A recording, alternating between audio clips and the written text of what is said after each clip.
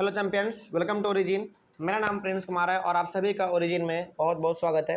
इस video lecture के through हम पढ़ेंगे रिफॉर्म्स इन इंडस्ट्री के बारे में, यानी कि इंडस्ट्री के फील्ड में किस प्रकार के बदलाव किए गए, क्या रिफॉर्म लाए गए, इसी के बारे में आज हम लोग पढ़ेंगे। चलिए तो स्टार्ट करते हैं। क्या लिखा हुआ है? Reforms have not been able to growth industry. सबसे पहली बार यानी कि सबसे पहले स्टेटमेंट में यहाँ पे लिख दिया कि रिफॉर्म्स जो भी हमारे हो रहे थे, यानी कि जो भी बदलाव हमारे हो रहे थे लिबरलाइजेशन में, प्राइवेटाइजेशन में और ग्लोबलाइजेशन में, इनका ज़्यादातर बेनिफिट हम लोगों को इंडस्ट्री में देखने को नहीं मिला। ठीक ना, आगे बढ़ते हैं फिर। This is because of decreasing demand of industrial products due to various reason such as cheaper imports, inadequate investment in infrastructure etcetera. क्यों नहीं देखने को मिला इतना ज़्यादा इंडस्ट्री के फील्ड में ग्रोथ? क्योंकि अब यहाँ पे बाकी कंट्री के लोग भी आके अपने सामानों को सस्ते सस्ते दामों में बेच रहे थे।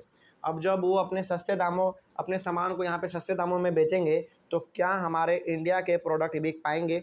नहीं बिक पाएंगे। अब जब बिक ही नहीं पाएंगे तो क्या कोई इंडस्ट्री वाला सामान को बनाना चाहेगा? नहीं बनाना चाहेगा, है ना। चलिए तो ये हो गया, यहाँ तक आप समझ गए होंगे। आगे बढ़ते हैं फिर। उसके साथ क्या हुआ? इनएडिक्वेट इन्वेस्टमेंट। यहाँ पे इन्वेस्टमेंट भी कोई नहीं करना चाहता था, यानी कि फैक्ट्री वैक्ट्री इंडस्ट्री सब ना उतना ज़्यादा कोई सेटअप भी करना नहीं चाहता था। तो जो हमारे पास उस समय पे ज़्यादा नंबर थे इंडस्ट्री के, वो फॉरेन ही थे, यानी कि बाहरी ही थे। अलग अलग बाहर के कंट्री के यहाँ पे इंडस्ट्री आए हुए थे। तो यहाँ पे आपको कारण मालूम चल गया, कारण यहाँ पे आपको ये मालूम चल गया कि क्यों नहीं इंडस्ट्रियल सेक्टर हमारा आगे बढ़ रहा था। इसलिए नहीं बढ़ रहा था क्योंकि यहाँ पे बहुत ही बाकी अलग अलग कंट्री के लोग यहाँ पे अपने सामानों को लाकर सस्ते दामों में बेच रहे थे।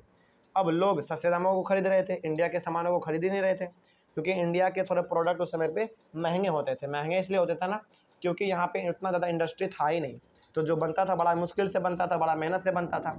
ये हो गया हमारा पहला कारण।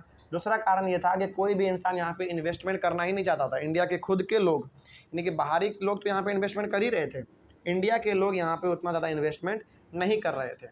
तो उतना ज़्यादा इंडिया के कॉन्टेक्स्ट में आपको उतना ग्रोथ देखने को नहीं मिला। आगे बढ़ते हैं फिर। Cheaper imports replace the demand for domestic goods. जो सस्ते दामों में जो हमको विदेशी सामान मिल जाते थे, यानी कि अलग अलग कंट्री जो अपने सामानों को लाकर यहाँ पे सस्ते दामों में बेचते थे, इससे ये हुआ कि हम लोगों ने अपने ही डोमेस्टिक प्रोडक्ट को, यानी कि हम लोगों ने अपने ही कंट्री में जो बना है उसको हम लोगों ने उतना ज़्यादा प्रमोट नहीं किया, क्योंकि इंडिया के प्रोडक्ट महंगे होते थे, क्योंकि वो बड़े ही मुश्किल से बन पाते थे, क्योंकि हमारे पास उतना ज़्यादा टेक्नोलॉजी उस समय पे नहीं था। तो जो भी हम लोगों का बनता था वो बड़ा ही महंगा होता था। लेकिन ये लोग बना के लाते थे अपने मशीन से, एडवांस टेक्नोलॉजी से, तो ये लोग बड़े ही सस्ते दामों में बेचते थे और लोग सस्ते दामों को ज़्यादा खरीदेंगे। ऑब्वियस सी बात है कि वो ज़्यादा पसंद करेंगे, उसको ज़्यादा खरीदेंगे। इसके कारण ये हुआ कि उनको बढ़ावा मिला, हम लोगों को ज़्यादा बढ़ावा नहीं मिला। आगे, domestic manufacturers are facing competition from imports. जो हमारे डोमेस्टिक मैन्युफैक्चर थे, यानी कि हमारे खुद के कंट्री के जो बनाने वाले सामान के लोग थे, उनको कंपटीशन का सामना करना पड़ा। यानी कि वो लोग, विदेशी वाले लोग ना, बड़े ही सस्ते सस्ते दामों में यहाँ पे लाके सामानों को बेचते थे, जिनका की बराबरी इंडियन नहीं कर पा रहे थे। तो ये थोड़ा सा समस्या यहाँ पे था। आगे बढ़ते हैं फिर। The infrastructure facilities include power supply have remained inadequate due to lack of investment. यहाँ पे पावर सप्लाई आपको बहुत ज़्यादा देखने को, यानी कि पावर सप्लाई में कमी आपको बहुत ज़्यादा देखने को मिलता था यहाँ पे। यानी कि लाइन गया, यानी कि इलेक्ट्रिसिटी गया, बिजली गया, तो 2-3 दिन तक लगातार नहीं आता था। और जब बिजली आएगा ही नहीं भाई, तो इंडस्ट्री चलेगा कैसे, है ना। तो बहुत सारे अलग अलग फैक्टर हैं जिनके कारण इंडस्ट्रियल सेक्टर हमारा उतना ज़्यादा इंक्रीज नहीं कर पाया। ठीक है ना, आगे बढ़ते हैं फिर। और यहाँ पे ना उतना ज़्यादा कोई इन्वेस्टमेंट भी करना नहीं चाहता था, चाहे वो पावर सप्लाई के फील्ड में हो, इंडस्ट्री के फील्ड में हो, या फिर किसी और फील्ड में हो। आगे बढ़ते हैं फिर। Due to globalization the movement of goods and services in India from foreign countries adversely affect the local industry and employment opportunity. तो ग्लोबलाइजेशन के तहत, ग्लोबलाइजेशन हमारा मिलने क्या था? ग्लोबलाइजेशन हमारा एक ऐसा सिस्टम है जो कि एक इकॉनमी दूसरे इकॉनमी से जुड़ता है, यानी कि एक कंट्री दूसरे कंट्री से जुड़ता है, लेन देन करता है, ट्रेड करता है। ये तो हमारा था। आइडिया का एक्सचेंज होता है, गुड्स एंड सर्विस का एक्सचेंज होता है, कल्चर का एक्सचेंज होता है, नॉलेज का एक्सचेंज होता है।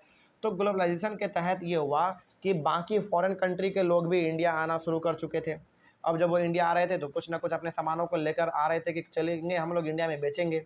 तो इससे ये हो गया कि हमारा जो लोकल इंडस्ट्री था वो पूरी तरीके से बर्बाद हो गया। जो भी धीरे धीरे चल रहा था वो पूरी तरीके से बर्बाद हो गया। इस रूप से बर्बाद हो गया कि ये लोग जो सामान लेके आते थे ना बाहर से, बड़े सस्ते दामों में बेचते थे, और हम लोगों के लिए वो बिल्कुल एक नया चीज़ था, क्योंकि हमारे लिए जो भी वो लेके आते थे वो बिल्कुल हमारे लिए नया होता था, साथ ही साथ में बड़े सस्ते दामों में मिल जाता था। तो हम लोगों का मन करता था कि इसको ट्राई किया जाए, तो हम लोग उन्हीं के सामानों को उस समय पे ज़्यादा खरीदा करते थे, ठीक ना। आगे बढ़ते हैं फिर, और उतना ज़्यादा एम्प्लॉयमेंट भी यहाँ पे हमको देखने को नहीं मिला। तो ये हो गया हमारा रिफॉर्म्स इन इंडस्ट्री, यानी कि कुछ कुछ बदलाव यहाँ पे आपको देखने को मिले होंगे।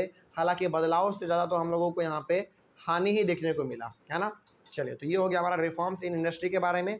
उसके बाद फिर हम लोग अपने अगले वाले क्लास में पढ़ेंगे डिसइन्वेस्टमेंट और रिफॉर्म एंड फिजिकल पॉलिसी के बारे में। उसके बाद फिर हमारा चैप्टर खत्म हो जाएगा। तब तक के लिए thank you very much and have a nice day.